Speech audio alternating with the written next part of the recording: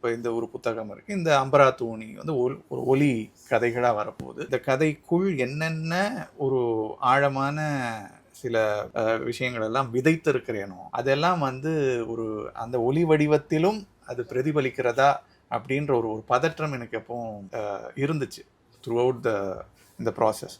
ஆனால் ஒரு முதல் 2-3 கதைகளை கேட்கும் போதே பதற்றப்பட வேண்டிய அவசியமே இல்லை அப்படின்னு எனக்கு தோணுச்சு. ரொம்ப ரொம்ப நீங்கள் ஒரே நபர் ஒரு ஆணாகவும் பெண்ணாகவும் பேசியிருக்கீங்க பல கதைகளில். அது எனக்கு முதல்ல தொடக்கத்தில் இது 2-3 குரல்கள் போட்டால் எப்படி இருக்கும், ஆணுக்கு ஒரு குரல் பெண்ணுக்கு ஒரு குரல் அப்படி இருக்கலாமோ அப்படின்னு எனக்கு தோணுனப்ப, ஆனால் அது எனக்கு கொஞ்சம் ஆழமா யோசிச்சப்ப அது சரியா வராது அப்படின்னு தோணுச்சு. ஏன்னா தாய் வந்து தன் குழந்தைக்கு கதை சொல்லும்போது ஒரு குரலில் தான் தாய் சொல்றாங்க.